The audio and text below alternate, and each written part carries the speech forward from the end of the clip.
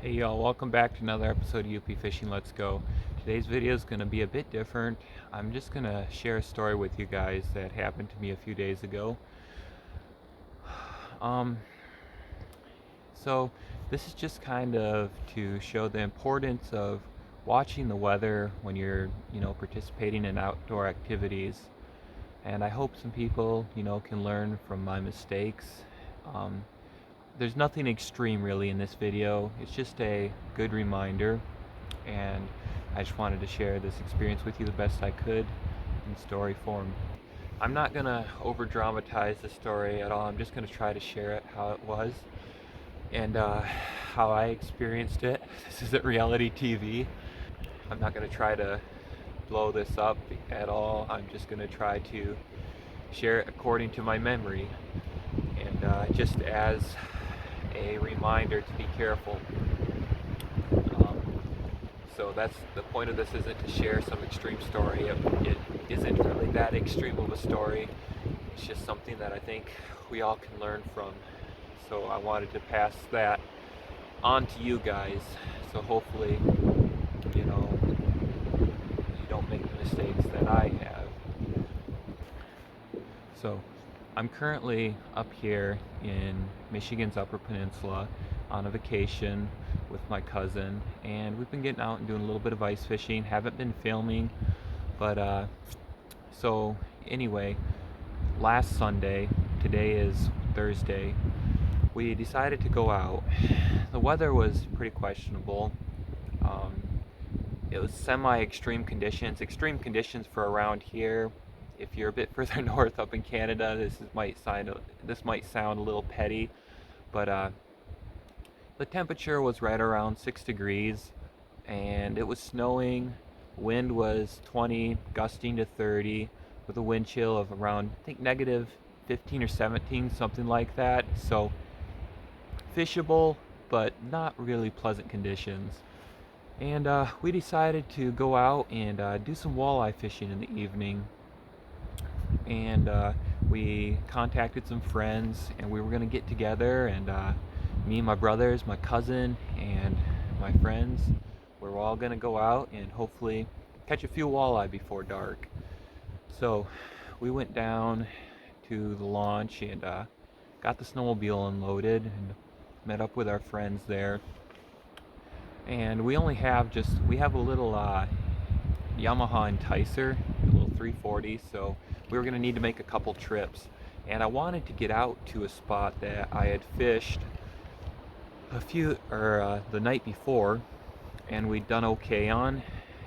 So being that I'm not in the area and don't know all the hot spots right now, if I find something that's good, I'm going to kind of try to fish that, especially if I have other people with me.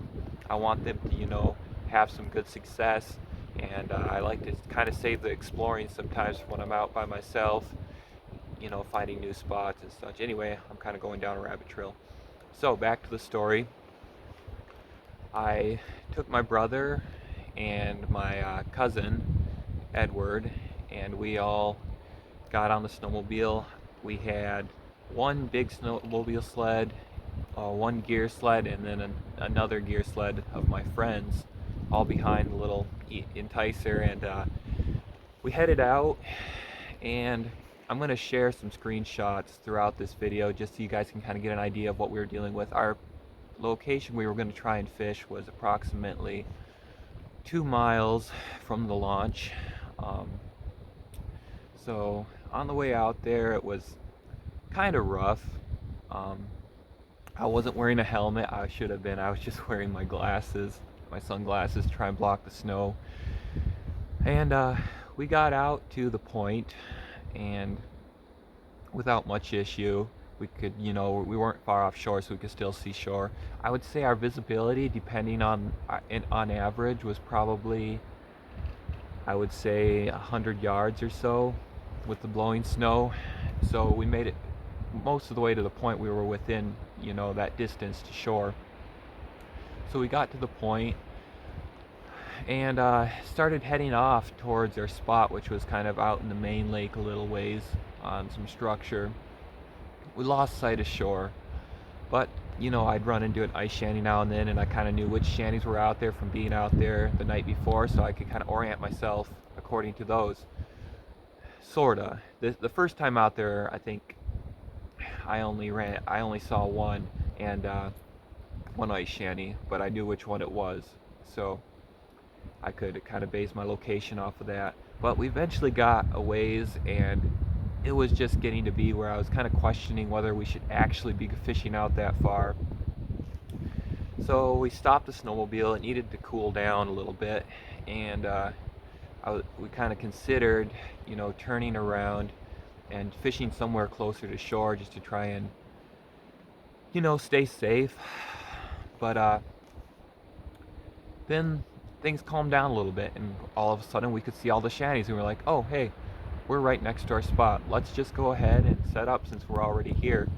So we buzzed on over to the exact location.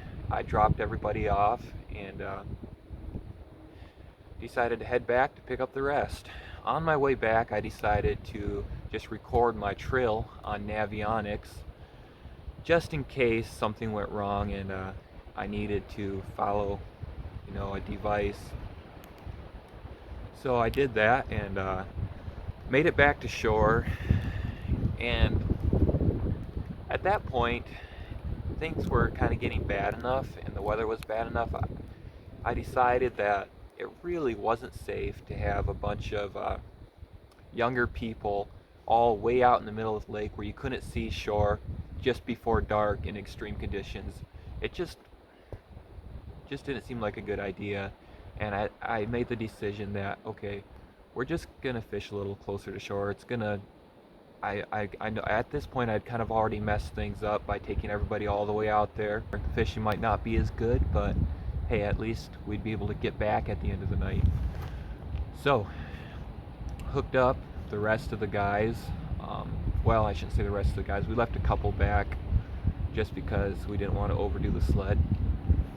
And I ran them out to the Narrows to set up and fish, and then I decided I'd run out and pick up Ed and Isaac, my brother, and get them back to the Narrows, and I'd head back to shore and get the rest of them. And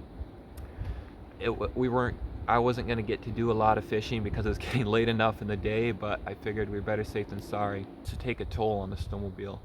It's just, it's a 1980s sled. It's not made to take a beating like that. So I started having issues with the boots popping off the spark plug, so I'd lose a cylinder. I'd have to stop and put that boot back on. And so I made it out to Isaac and Ed without too many issues besides beating up the snowmobile a bit. It was running okay at this point. So I made it out there and we hooked up the sleds. They agreed that, we really, even though it's going to cost us some time, we really should just fish closer to shore and not take a chance. So I couldn't see hardly anything at this point, except the shanty that was right next to us, or the two shanties I should say. We hooked up and we started going, and we made it like 50 feet and just buried the sled in a pile of slush. Thankfully we had 3 strong guys on site. I should back up a second. So I made it to Isaac and Ike, and at this point we were all in good spirits. We're like, okay, we'll just buzz in and we're gonna fish a little closer to shore. So I recorded a quick little Marco Polo video and at this point we were all in good spirits. We're like, okay, we'll just buzz in and we're gonna fish a little closer to shore. So I recorded a quick little Marco Polo video about being out in the storm, which I'll try to play for you guys right now. Get home, guys. We're ashore. Gotta get out of here. So anyway, you can see it was, snowing and blowing, but us ice fishermen are kind of used to that for the most part. So, but things can go wrong in a pretty quick, as you're going to see here in a minute. So we went and we made it about 50 feet. All of a sudden we hit a slush pocket. Just stopped dead. We had to get out and throw the sled up on some good snow and you know, rev our way through the slush pile, which is kind of serious when you've got that temperature, because the water coats the bottom of the sleds, snow sticks to it, and everything becomes 2 to 3 times as heavy to tow. And when you're dealing with a little sled and 3 guys, that's serious. Your belt starts smoking, which started to happen. Things started to heat up pretty fast. And so I decided to just point the sled towards what I knew was shore and start going. And I figured eventually I'd catch sight of shore and I'd be able to follow it back. Well, we went a ways, and all of a sudden I see a shanty. I knew whose shanty it was. Turns out we were further than where we had started. We had begun to make almost a full circle, and at that point I knew it was kind of serious. I was doing circles basically, and sled was getting hot. It was having a hard time going, and I had to pull my phone out and follow the trail that I had recorded. But my phone doesn't have a great battery, so the battery was going down pretty quick.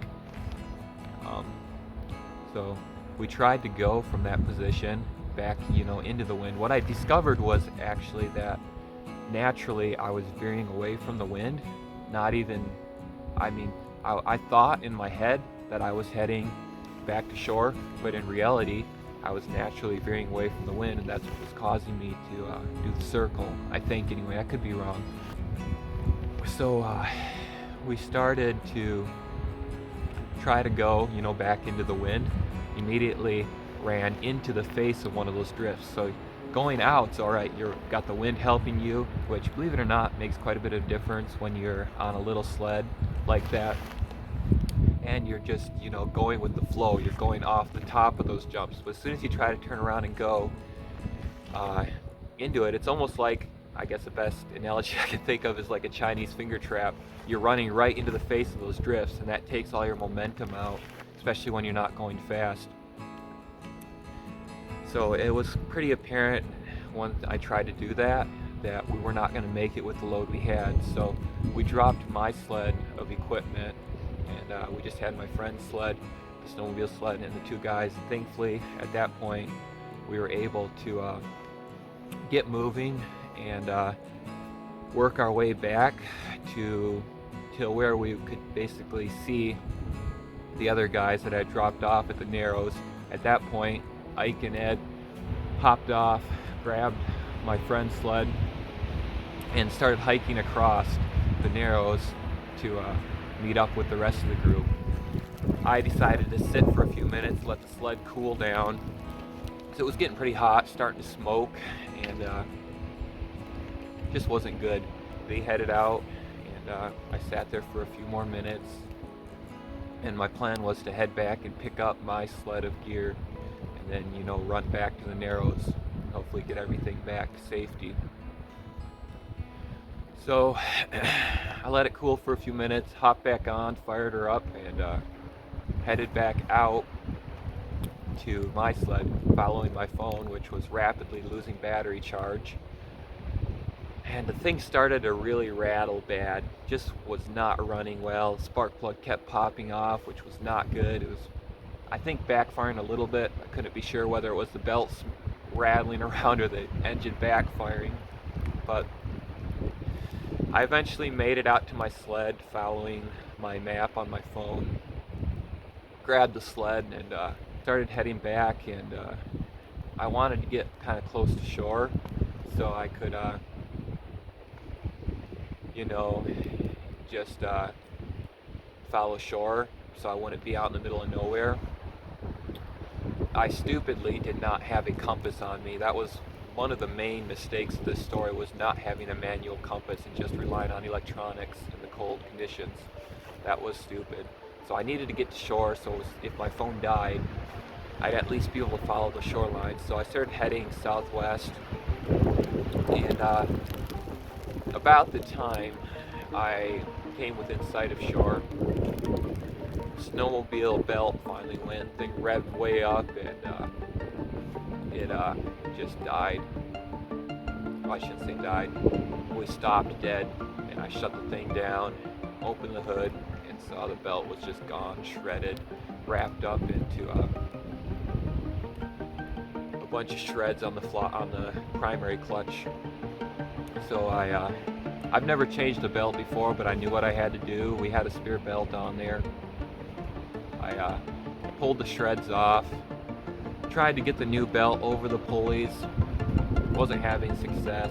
I hunched down and sacrificed a little bit of my precious battery life. I think we were probably around the, 17% battery charge at this point. Watched a 2-minute video, and I'm not very mechanically inclined, so that helped me a lot. I managed to get the belt on, started the sled up, and it didn't go. I don't know if I had the belt on wrong or what, but it appeared to be way too loose. What I actually think was the primary clutch wasn't engaging. It just spun and it didn't compress to grab the belt and go. So I didn't really have the time, the energy, or the fingers to work on it anymore. My fingers were icing up pretty bad and actually got a touch of frostbite. So I packed everything up, and I knew I had to leave the snowmobile there and just try to get back to the rest of the group before they started getting concerned. I sent a message, I think about the time I watched the video, say I'm okay, to my brother Ike's phone, because I didn't want them to come after me since I was delayed, and I knew since things were severe enough, if I was out there for too long, they were going to start worrying and sending people, and I didn't want it to turn into a big deal. So I packed her up and grabbed my sled of gear, started hiking west. At this point, we had been a couple hours into the ordeal, and I'd been going hard for those couple hours, and I was starting to just get a little tired and dehydrated, and I figured I'd be able to make it back to the Narrows. I wasn't too sure. I was beaten into the wind, and my face was icing up. I kind of started to get a layer of ice over my face, and hiking back, partway through, I started to consider that, there's a chance I won't make it, and I realized that I was okay with that. I might not make it, I might die, but I was kind of peaceful about that. Everybody else was safe. It was just me trying to make it back at the end there, and if I didn't make it, it was okay. So I kept hiking, and eventually I made it back to the point where I knew I was pretty much safe, because the snowmobile trail was there, and I knew there was some other guys out there. They'd be coming in at the end of the night, so at least somebody would find me if I went down. I wasn't that exhausted. At this point, it wasn't that serious. It never did get that serious, thankfully. I was I was tired, and my face was cold, and I was dehydrated, but I was doing okay.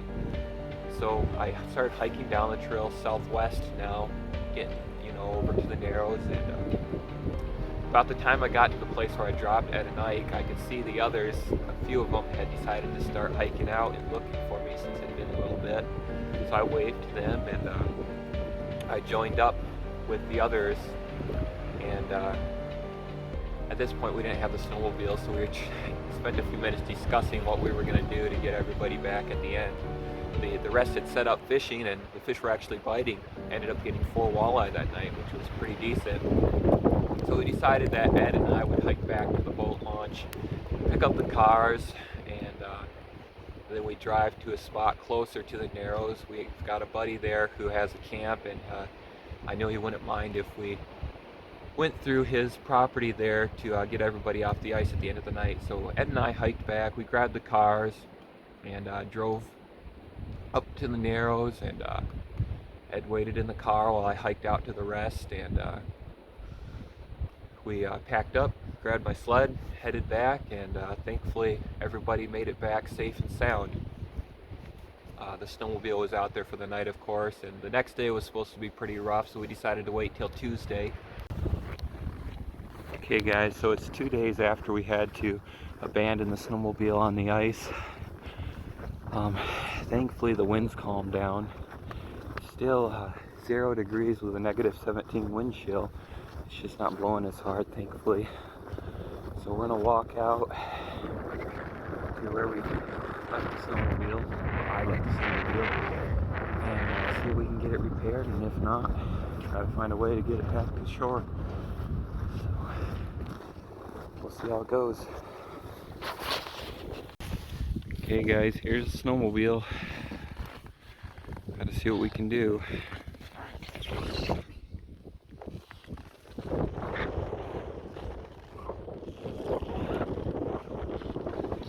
Me, Ike, and Dave hiked out and got the belt on there, and it seemed to run. It seemed like the clutch was working, but it was rattling really bad.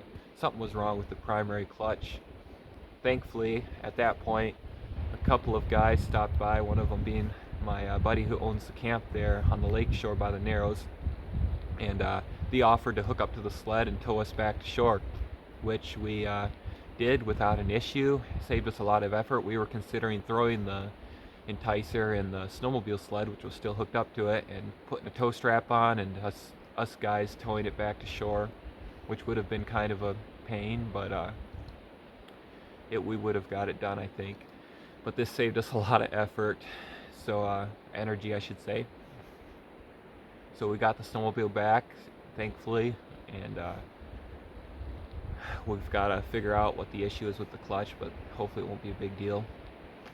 So, point of the story, sorry this went on longer than I was expecting. Thank you to everybody who's made it this far. You know, just when the weather conditions are bad, even though you really want to get out and fish, take the time to think about what you're dealing with. If something goes wrong, do you have the proper stuff to get back to shore? Do you have a compass? Is everybody going to be able to make it back without the snowmobile? I'm the kind of person who doesn't, I can be told many times that you need to consider the weather, but unfortunately I'm the kind of guy who has to kind of learn from experience. I tend sometimes to push things too far, and sometimes it goes okay and sometimes it doesn't, and I'm thankful that God has spared me each time things haven't gone as planned, and I've made it back. But learn from other people's mistakes, watch the weather, have a compass on you, don't rely on your electronics. I'm just thankful that it turned out the way it did. Once again, I'm sorry I got long-winded there with the story, but I hope you guys enjoyed it. Be careful, you know, get out, have fun, but the main thing is it's one thing to risk it for yourself, but don't put other people at risk. I'm thankful that it didn't turn out like it could have. God is good. And thank you so much for watching. If you liked the video, like always, please leave a thumbs up, subscribe, leave a comment. If you guys have some criticism, I'm okay reading those comments. I don't mind. I want to learn from everybody. So thanks again, and we'll see you guys later.